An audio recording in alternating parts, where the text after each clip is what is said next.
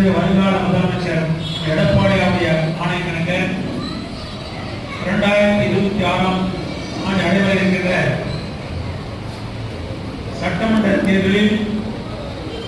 எப்படியெல்லாம் பணியாற்ற வேண்டும் என்பதற்கு முன்னோட்டமாக சென்னை புறநகர் மாவட்டம்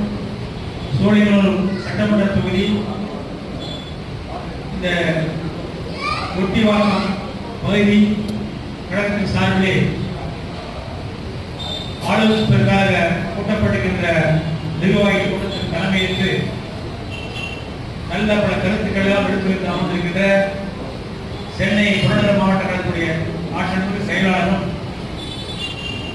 முன்னாள் சட்டப்பேரவைக்குமான சகோதரர் கே பி கந்தன் அவர்களே,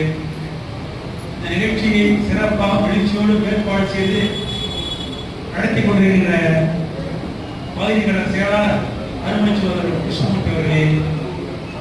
நிகழ்ச்சியிலே பேசுவதற்கு வாய்ப்புகள் வழங்கப்பட்டாலும் இல்லைனாலும் கூட கடந்த ஒரு 4-5 மாதங்களாக மாதங்களை அமைப்பது முதற்கொண்டு சென்னை புறநகர் மாவட்டத்திலே பொறுப்பாளர்கள் எங்களோடு இணைந்து சிறப்பாக பணியாற்றிக் கொண்டிருக்கின்ற பொறுப்பாளர்கள் இளைஞர் பாசனுடைய துணை செயலாளர் சகோதரர் சிவகுமார் அவர்களே, மீனவனுடைய துணை செயலாளர் சகோதரர் ரஞ்சித் பெர்னாட் அவர்களே, நிகழ்ச்சியை கலந்து கொண்டு சிறப்பித்துக் கொண்டிருக்கின்ற வரைக்குமுறை தெற்கு ஒன்றிய கழக செயலாளரும்